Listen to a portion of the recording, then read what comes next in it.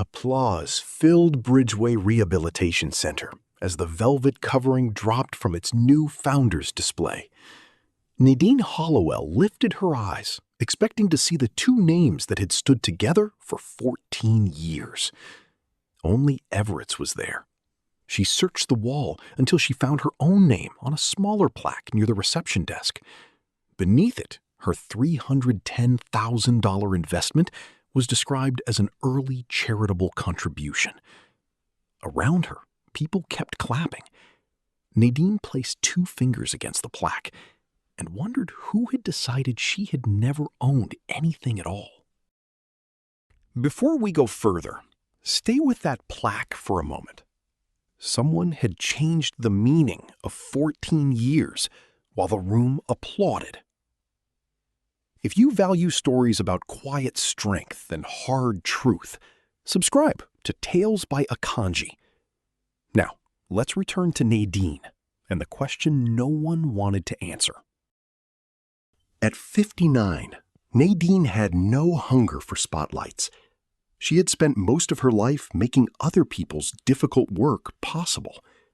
But Bridgeway had been built with her inheritance, her hospital experience, and years of labor for which she never collected a salary. Her husband had always called her his partner. Her younger sister managed the clinic's finances. Standing between those two people, Nadine realized that neither of them looked surprised. Camille was holding a cream celebration folder against her dress when Nadine reached her. "Who approved that wording?" Nadine asked. Her sister glanced toward the donor wall, then toward the guests. "The branding team worked from the corporate records." "The records say I donated the startup money?" Camille adjusted the folder against her ribs. It was a small movement Nadine recognized from childhood. Camille did it whenever she wanted more time before answering.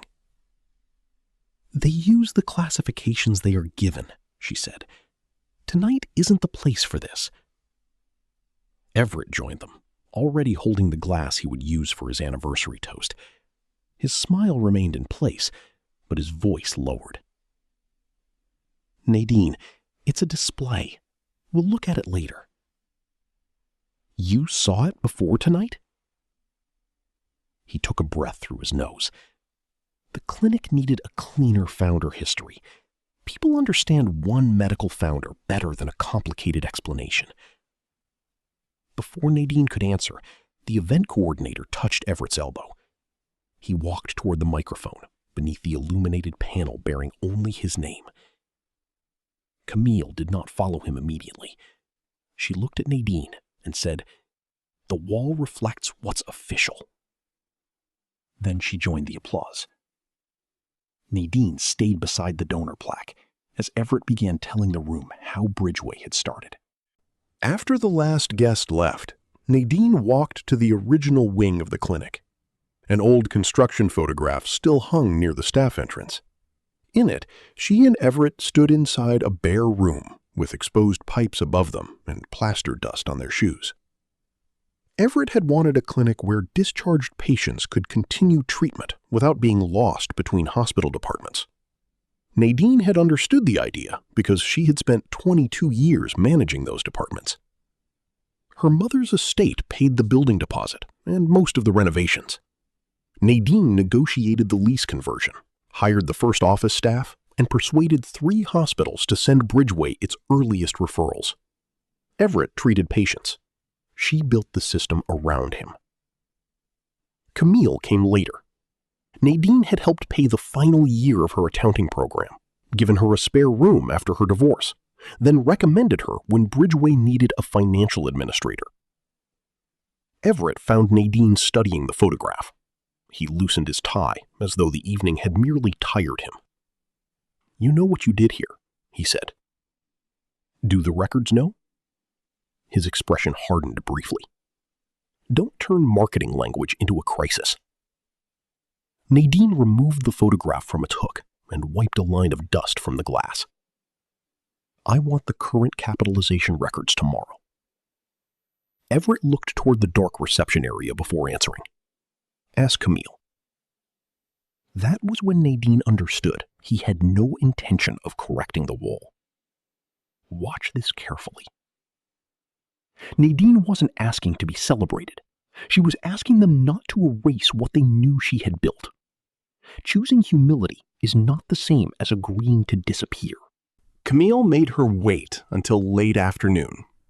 When Nadine entered the finance office, her sister had already opened a spreadsheet. She turned the monitor just far enough for Nadine to read it. Everett Hollowell, 100%. Nadine's $310,000 appeared several lines below under charitable founding contributions. "Where is my stock entry?" Nadine asked. "Older records were consolidated when we digitized everything. A file conversion can't transfer shares." Camille moved the cursor toward another tab, but did not open it. "Everett is the physician founder. Your contribution came through the marriage. It came from my mother's estate." For a second, Camille's face softened. Then she looked back at the screen.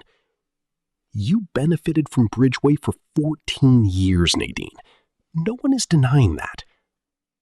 At the top of the spreadsheet was a label: Transaction Readiness, Final Capitalization. Nadine pointed to it. "What transaction?" Camille closed the window. "You need to speak with Everett." "I'm speaking with the person who prepared this." Camille's hand remained on the mouse. "I maintain the records I'm instructed to maintain." Nadine left without arguing. By then, she had spent enough years in administration to recognize the difference between a disorganized answer and a guarded one. The next morning, Nadine found Malcolm Reed in the therapy gym, moving a box of resistance bands away from a leaking water bottle. He had joined Bridgeway during its second year and still handled small problems before anyone could assign them to him. "Do you have a minute?" she asked. He studied her face. "This about the transition?" Nadine waited. Malcolm's shoulders dropped. Everett said the family had agreed. From a cabinet, he took a folder bearing the name of a regional healthcare group. The first page listed an acquisition closing date 9 days away. Behind them, a therapist guided an older man between parallel bars. The ordinary sound of counting continued while Nadine read that Everett was the clinic's sole authorized shareholder. "Staff are worried about layoffs," Malcolm said. "Camille told us nothing changes if the closing stays on schedule." Everett had mentioned interest from buyers months earlier. He had described it as casual and premature. Nadine had believed him because selling Bridgeway required both of them. Or it had, before someone changed the records. She returned the folder to Malcolm. "Keep doing your job. Don't discuss this with anyone yet." "Are we in trouble?" Nadine watched the patient take another careful step between the bars. "I don't know," she said. "But I won't let the staff discover the answer after it's too late." That afternoon, she formally requested every document claiming Everett could sell Bridgeway without her consent. Camille responded with 6 pages of corporate minutes dated 4 years earlier. According to them, Nadine had confirmed that her startup contribution was a donation and acknowledged Everett as Bridgeway's only shareholder. Her signature appeared at the bottom. Nadine studied it at the conference table. The final stroke curved upward, a habit she used on birthday cards, but never on legal documents. More troubling was the meeting date. She opened a storage cabinet and found the program from Bridgeway's caregiver conference in Springfield. Her photograph appeared beneath the words "lead organizer." The conference schedule covered the same day the minutes placed her at a board meeting in St. Louis. Camille stood across from her with both palms resting on the chair back. "I don't remember every paper you signed." "Neither do I. That's why I keep records." Nadine placed the conference program beside the false minutes. "Show me the original." "Those files were digitized." "Then show me the stock transfer." Camille's mouth tightened. "You are making this personal because you dislike the sale." Nadine gathered both documents. It became personal when someone practiced my signature. She did not go to Everett. Instead, she called Alton Price, the attorney who had formed Bridgeway 14 years earlier. Alton Price had reduced his practice to 3 days a week, but he still kept paper archives because, as he often said, computers encouraged people to forget what used to be true. He opened Bridgeway's formation file across his conference table. First came the stock subscription agreement, then the certified board minutes, Nadine's original shareholder certificate, and the bank record showing $310,000 transferred directly from her inherited funds. 40% ownership. Her name appeared on every page where it mattered. Alton searched the remaining records twice. There was no stock transfer, redemption, or surrender. Could Everett sell without me? Nadine asked. Not lawfully. Not with clear title to all the shares. He slid the certificate toward her. Afternoon light fell across the embossed seal and the signature she recognized as her own. Nadine placed both hands around the document. She had entered the office afraid that memory, marriage, and time had somehow weakened what she knew. The paper did not comfort her. It steadied her. Why didn't the transaction lawyers contact you? Everett moved the corporate work to a new firm 8 months ago. He said it was more convenient. 8 months. The timing sat between them. Alton leaned back. If someone submitted a different ownership history, we need to know exactly what the buyer received. Nadine looked down at the certificate again. And where they plan to send my share. She retained Alton that afternoon. On his recommendation, she hired forensic accountant Renee Whitaker. Renee worked without drama. She asked for dates, account permissions, and copies of everything Nadine could lawfully obtain. 3 days later, she covered a long table with the transaction records. The buyer's proceeds schedule directed every ownership dollar to Everett. Camille would receive a large retention bonus and remain as financial executive after the acquisition. Earlier shareholder distributions had been relabeled as household benefits provided through Everett. Nadine's work appeared under an unpaid community advisor category. A proposed indemnity clause would make any later ownership challenge costly and slow. They didn't erase one entry, Renee said. They built a replacement history. Then she placed a residence reservation beside the payment schedule. Bridgeway had covered the deposit as a relocation expense. Everett and Camille were both listed as occupants. Nadine traced the documents with one finger. Everett's proceeds, Camille's bonus, the shared address. She had spent years making Bridgeway's finances understandable to other people. Now that same clarity showed her the future being purchased with her removal. Could this be explained as executive housing? She asked. Renee met her eyes. The expense account cannot explain why they requested one residence, or why the reservation begins the week after closing. Nadine folded her hands in her lap. She did not cry there. "Finish the ownership comparison," she said. "I need facts they cannot talk around." That evening, Nadine sat alone in Bridgeway's community room with the residence document and the old construction photograph. The signs rearranged themselves without her help. Everett's late acquisition meetings, Camille's sudden defense of his decisions, 2 conference trips that had never required both of them. Nadine had mistaken secrecy for business pressure because each person had vouched for the other. She gave them separate chances to tell the truth. At home, she asked Everett why Camille's name was attached to his post-sale residence. He opened the refrigerator, stared inside, and said, "You are reading transaction paperwork without context." Then give me the context. He closed the door. After closing. The next morning, Camille called the housing arrangement temporary and accused Nadine of turning a corporate disagreement into something indecent.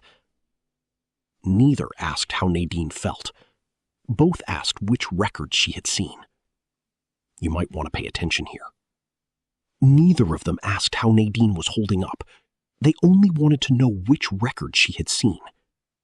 Their first concern told her more than another denial ever could. After Camille left, Nadine returned to the community room. She placed the original photograph face down and pulled her shareholder certificate toward her. For 19 years, she had believed the marriage could survive quiet seasons because its foundation was honest. She had believed Camille's need for independence was healthy, even when it came wrapped in defensiveness. The documents answered the financial question. Their fear answered the personal one. Nadine called Alton. "Prepare whatever stops the closing," she said. "But I don't want Bridgeway destroyed with them." Alton prepared a formal notice disputing ownership. Renee reduced hundreds of entries to a clear comparison between the original records and the documents sent to the buyer. Nadine added her own condition. Bridgeway's employees and community rehabilitation program could not become leverage in a family war. Malcolm met her after hours in the therapy gym. He explained that a collapsed sale might freeze hiring, disrupt insurance contracts, and frighten staff into leaving. "Some of them have been here since we opened," he said. "I know. I hired them." That simple answer settled her course. She would block a fraudulent acquisition, not every acquisition. If the buyer accepted the real ownership and protected the clinic's work, Nadine would negotiate. If not, Bridgeway would remain unsold. The following afternoon, she sat with Alton and Renee in a glass conference room overlooking the staff corridor. Employees crossed beneath them, carrying charts, therapy equipment, and cups of coffee. Life inside Bridgeway continued without knowing how close it had come to being traded on a lie. Nadine signed the ownership dispute notice. Alton collected the pages. "Once this reaches the buyer, Everett will know." "Send it when they are all in the room," Nadine said. "I want the records protected before anyone has time to replace another one." The closing was scheduled for 10 the next morning. Everett's pen was already above the signature line when Dana Brooks, the buyer's attorney, received Alton's notice. She read the first page, closed the transaction folder, and asked everyone to stop. Nadine entered with Alton and Renee. She placed her original shareholder certificate at the center of the table, followed by the subscription agreement, estate transfer, false resolution, and forensic comparison. Everett stared at the embossed seal. "This is a marital dispute," he told Dana. "It has nothing to do with clear title." 40% has something to do with title, Dana replied. Camille insisted she had only maintained records authorized by management. Renee opened the caregiver conference program beside the fabricated minutes. "Then explain how Nadine signed these in St. Louis while leading your conference in Springfield." Camille's hand tightened around the altered capitalization file. Everett turned to Nadine. "We can settle this privately." "You had 8 months to speak to me privately." Camille's composure finally slipped. "You always made everything I had feel borrowed." Nadine looked at her sister. "And this was how you fixed that? By taking my husband and my company?" Everett lowered his voice. "Camille and I were going to tell you after the closing." No one at the table moved. Dana gathered the unsigned documents. The buyer was suspending the acquisition pending an independent ownership audit. Everett slowly set down the pen. There was nothing left for him to sign. "Wait, don't rush past that." Nadine never had to outshout them. Once she put the real documents on the table, the future they had planned could not move forward without acknowledging her. The audit took 7 weeks. It confirmed Nadine's 40% interest, Camille's alterations, and Everett's false representations to the buyer. Camille was removed from financial authority and referred for professional and legal review. Everett lost control of the transaction and became responsible for the costs created by his inaccurate disclosures. The buyer did not walk away. Nadine allowed negotiations to resume after the company accepted the true capitalization, preserved staff positions, and guaranteed continued funding for Bridgeway's community program. Her share was paid directly to an account Everett could not touch. When he offered additional money in exchange for keeping their conduct private, Nadine declined. Her divorce attorney needed facts, not silence purchased at a discount. She never received the apology she once imagined would make the ending easier. Camille sent one message, blaming shame, dependency, and years of feeling smaller beside her. Nadine read it once and did not answer. On the morning the corrected acquisition became official, workers replaced Bridgeway's founder display. Nadine stood nearby as her name returned beside Everett's. Then she removed the small plate bearing her name from the donor wall herself. She held it for a moment as therapists and patients moved through the bright hallway behind her. The work around her did not stop. Nadine set the false plate on the installer's cart and walked away without taking it with her.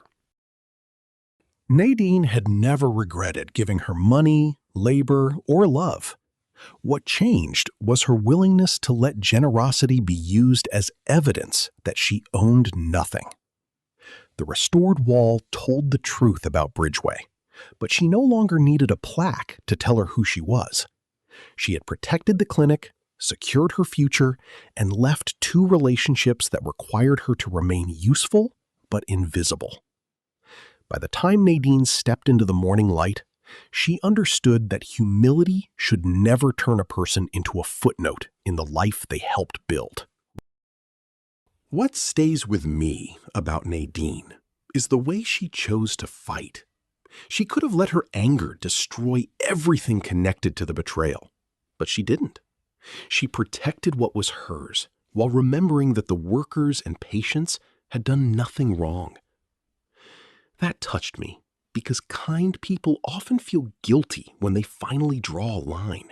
They worry that standing up for themselves somehow changes the sincerity of everything they gave.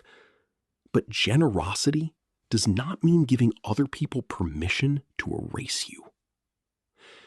If you were in Nadine's place, where would you draw the line between being generous and giving too much of yourself away? Thank you for sharing her journey with me.